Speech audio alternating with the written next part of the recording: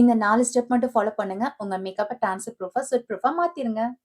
Hi செல்லக்குட்டீஸ்! நான் தான் லினி. நீங்க இப்ப தான் ஃபர்ஸ்ட் டைம் என்னோட சேனல் பார்க்குறீங்கன்னா, எல்லாருக்கும் வணக்கம்.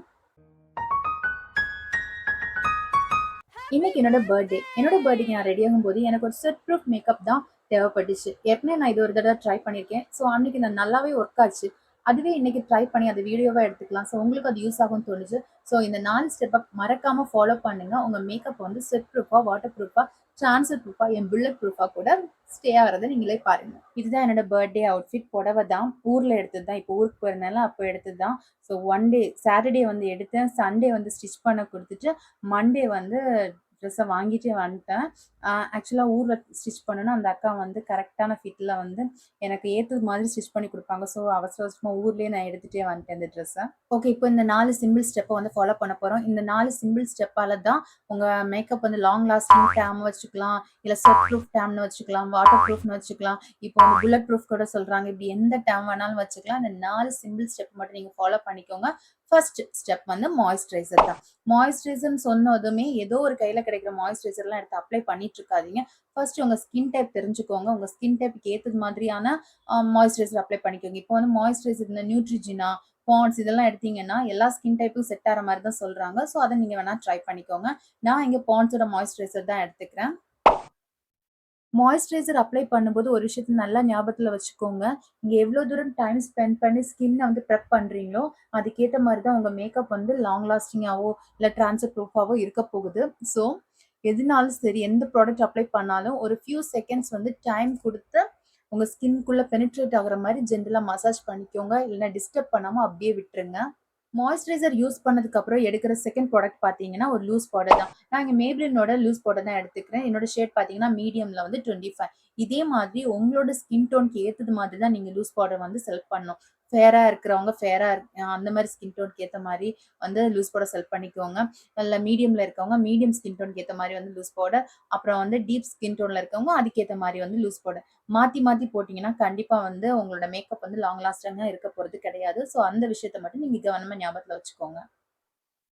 இந்த மாதிரி லூஸ் பவுடரை வந்து பேலட்ல எடுத்ததுக்கு பிறகு வந்து யூஸ் பண்ணுங்க. டைரக்டா ப்ரஷ்ஷை தூக்கிட்டு போய் வந்து லூஸ் பவுடரோட அந்த பாட்டிலே போட்டு இது பண்ணிட்டு இருக்க வேணாம். உங்க தேவைக்கு எடுத்து யூஸ் பண்ணிக்கோங்க. முடிஞ்ச வரைக்கும் லூஸ் பவுடரை வந்து ஈவனா அப்ளை பண்ண ட்ரை பண்ணுங்க. கொஞ்சம் கஷ்டமான ப்ராசஸ் தான் இது பிளெண்டிங் பண்றது. ஏன்னா வந்து நீங்க வந்து மாய்ஸ்சரைசர் மட்டும்தான் அப்ளை பண்ணியிருக்கீங்க. ஸோ அது மேல வந்து லூஸ் பவுடரை வந்து செட் பண்றது கொஞ்சம் கஷ்டம் தான். பட் கொஞ்சம் டைம் எடுத்தீங்கன்னா கண்டிப்பா உங்களால ஈவனா வந்து அப்ளை பண்ண முடியும். ஸோ இந்த மாதிரி ஈவனா வந்து அப்ளை பண்ணிருங்க. நான் ஏற்கனவே எப்பவுமே சொல்ற மாதிரி தான் நான் லிப்ஸை வந்து ப்ரெப் பண்ணிட்டேன். அதாவது ஸ்க்ரப் பண்ணியிருக்கேன். இப்போ டைரக்டா வந்து லிப் லைனர், லிப்ஸ்டிக் தான் அப்ளை பண்ணுவேன். ஸோ அது எப்படி பண்றது அப்படிங்கிற லிங்க் வேணும் அப்படின்னா கீழே டிஸ்கிரிப்ஷன்ல செக் பண்ணுங்க. நான் கொடுத்துருக்கேன் லிங்க. மாய்ஸ்சரைசர் அப்ளை பண்ணிட்டோம். இப்போ லூஸ் பவுடர் அப்ளை பண்ணியிருக்கோம். இப்போ தேர்ட் ப்ராடக்ட் என்னன்னு பார்த்தீங்கன்னா ஒரு ஃபிக்ஸிங் ஸ்ப்ரே இல்லைன்னா வந்து செட்டிங் ஸ்ப்ரே.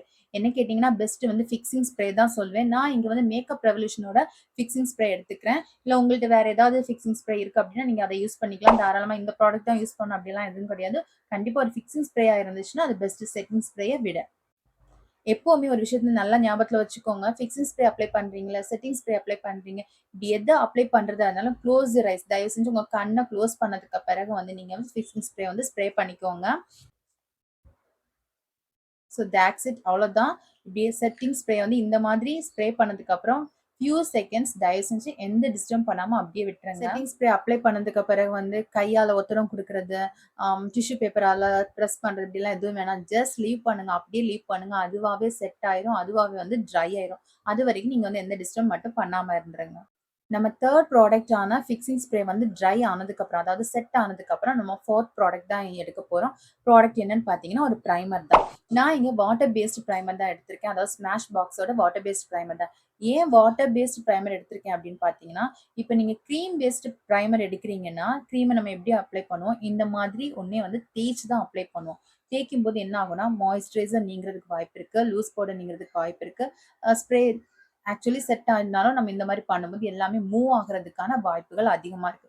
பட் அதுவே நீங்க ஒரு வாட்டர் பேஸ்ட் ப்ரைமர் எடுக்கிறீங்க அப்படின்னா ஜஸ்ட் ஸ்ப்ரே பண்ணுவீங்க, இல்ல டேப் பண்ணுவீங்க. ஸோ என்ன ஆகும்னா எந்த ஒரு முதல்ல நம்ம அப்ளை பண்ணியிருக்க அந்த முதல் 3 ப்ராடக்ட்டுமே எதுவுமே கண்டிப்பா வந்து மூவ் ஆகாது. ஸோ என்ன மாதிரி நீங்க வாட்டர் பேஸ்ட் ப்ரைமர் பிக் பண்றது பெஸ்ட்ன்னு நான் சொல்லுவேன். இந்த மாதிரி வாட்டர் ப்ரைமர் எடுத்துக்கிட்டிங்கன்னா ஸ்ப்ரே பண்ணிக்கலாம், இல்லை கையில் தேவைக்கு எடுத்துக்கிட்டு நீங்கள் வந்து டேப் பண்ணி கூட அப்ளை பண்ணிக்கலாம். நான் இப்போ வந்து கையில் தான் எடுத்துக்கிறேன். இந்த மாதிரி உங்களுக்கு எவ்வளோ வேணுமோ அவ்வளோ எடுத்துக்கிட்டு உங்களுக்கு எப்படி அப்ளை பண்ணணுமோ அந்த மாதிரி அப்ளை பண்ணிக்கோங்க. ஸோ அவ்வளோதான் 4 ஸ்டெப்ஸ். அதாவது 4 பேசிக் ஸ்டெப்ஸ் இதுதான். Long lasting, transfer proof, shirt proof இது எந்த டேர்முக்கு தேவையான ஒரு 4 பேசிக் ஸ்டெப்ஸ் இவ்வளோதான். இதுக்கப்புறம் நீங்க வந்து ஃபவுண்டேஷன் மட்டும் அப்ளை பண்றீங்க அப்படின்னா அது உங்க விருப்பம். கலர் கரெக்ஷன் பண்றீங்கனாலும் அது உங்க விருப்பம். இல்ல நோ மேக்கப் லுக்ல ஒரு கன்சீலர் லுக்ல போறீங்கனாலும் அது உங்க விருப்பம். ஸோ நான் இன்னைக்கு என்னோட கலர் கரெக்ஷன்லாம் பண்ணிட்டு ஒரு நோ மேக்கப் லுக் தான் பிக் பண்ண போறேன். ஃபர்ஸ்ட் ஒரு ஆரஞ்சு கலர் கரெக்டர் எடுத்துக்கிறேன் என்னோட கலர் கரெக்ஷன் பண்றதுக்காக. என்ன மாதிரி நீங்களும் கலர் கரெக்ஷன் பண்ணிட்டு பண்றீங்கன்னா இந்த மாதிரி பண்ணிக்கோங்க. பார்க்க கொடூரமாக தான் இருக்கும். பட் கலர் கரெக்ஷன் பண்ணா இப்படிதான் இருக்கும் ஃபேஸ். இதுக்கு மேல வந்து ஒரு கன்சீலரால் உங்க எக்ஸாக்ட் ஷேட் கன்சீலரை வந்து கலர் கரெக்ஷனை வந்து கேன்சல் பண்ணிக்கோங்க. நான் இங்க வந்து எப்பவுமே எடுக்கிறது தான் என்னோட ஃபேவரட் மேப்ளினோட ஏஜ் ரேஞ்ச் கன்சீலர் தான் எடுத்துக்கிறேன். என்னோட ஷேடு பார்த்தீங்கன்னா கேரமல். நீங்க வந்து ஆரஞ்சு கலர் கரெக்ட் அப்ளை பண்ணீங்களோ அது பக்கத்துலயே வந்து கேன்சல் பண்ணிக்கோங்க. இப்போதான் ரொம்ப முக்கியமான விஷயம் பிளெண்டிங்.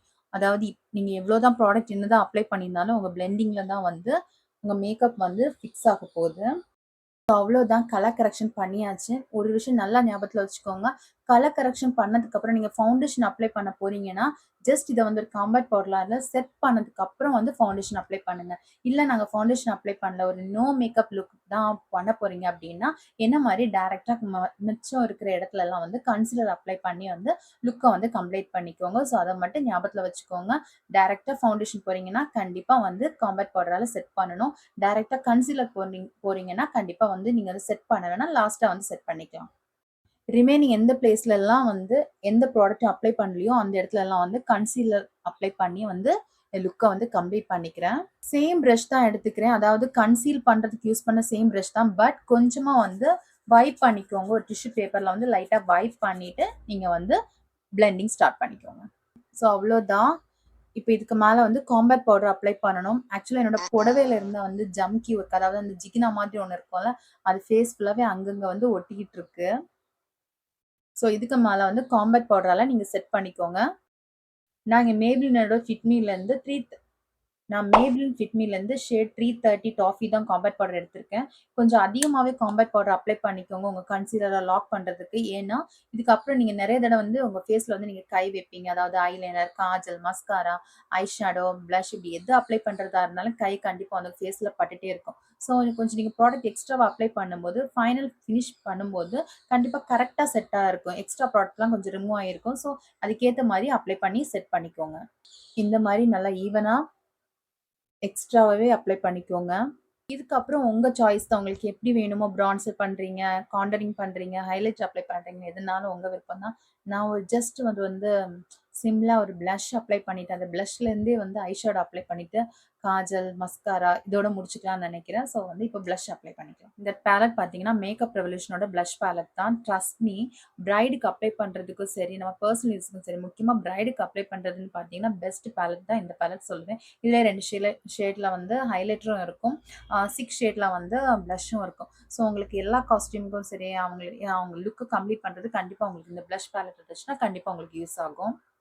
இந்த பேலட்ல இருந்து இந்த ஷேட் எனக்கு பிடிச்சிருக்கு. ஸோ இதையே நான் வந்து ஐ ஷேடோவா அப்ளை பண்ணிக்கிறேன். ரொம்பலாம் இல்ல. ஜஸ்ட் ஒரு சின்ன ஒரு ஷிம்மரும் கிடையாது, மேட்டும் கிடையாது. அந்த மாதிரி ஜஸ்ட் ஒரு சிம்பிளா அப்ளை பண்ணணும்னு நினைக்கிறேன்.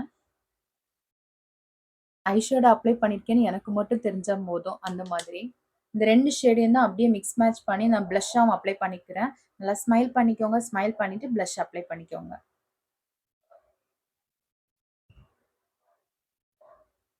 கண்டிப்பா பிளஷ் அப்ளை பண்ணியிருக்கேன். ஐ ஷேடோ அப்ளை பண்ணியிருக்கேங்கிறது கேமரால கண்டிப்பா தெரியாது. ஸோ அந்த அளவுக்கு லைட்டா தான் அப்ளை பண்ணியிருக்கேன். எனக்கு கண்ணாடில தெரியும். பட் உங்களுக்கு தெரியுதான்னு எனக்கு தெரியல. கொஞ்சமா அப்படின்னா ஜஸ்ட் ஒரு மினிமல் சீக்ஸோட லுக்குக்காக நான் அப்ளை பண்ணியிருக்கேன். அவ்வளோதான். லிப் லைனர் பார்த்தீங்கன்னா, ஸ்விஸ் பியூட்டியோட டார்க் சாக்லேட் ஷேட் தான். லிப்ஸ்டிக் என்னோட ஆல் டைம் ஃபேவரட் தான். ப்ளூ ஹெவனோட B019 தான். முடியவே போகுது. எவ்வளோ லிப்ஸ்டிக் இருந்தாலும் எனக்கு இது ஒண்ணு மேல தான் அவ்வளோ கிரேசினஸ். ஃபைனலி மஸ்காரா, காஜல் அவ்வளோதான். No eyeliner. காஜலுக்கு வந்து ஃபேஸஸ் கனடாவோட காஜல் எடுத்திருக்கேன்.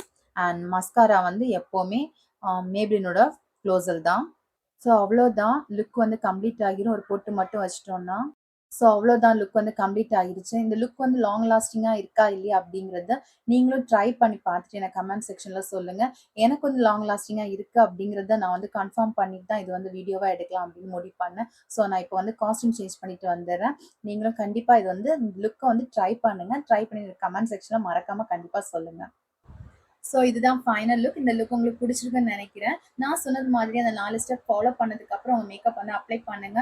லாங் லாஸ்டிங்கா, ஸ்வெட் ப்ரூஃபா, ட்ரான்ஸ்ஃபர் ப்ரூஃபா இருந்துச்சா இல்லையா அப்படிங்கிறத எனக்கு கமெண்ட் செக்ஷன்ல சொல்லுங்க. நானும் தெரிஞ்சுக்கிறேன். அண்ட் இந்த வீடியோ உங்களுக்கு பிடிச்சிருந்துச்சுன்னா மறக்காம லைக் பண்ணுங்க, கமெண்ட் பண்ணுங்க, ஷேர் பண்ணுங்க. ப்ளீஸ் என் சேனலுக்கு சப்ஸ்கிரைப் பண்ணுங்க.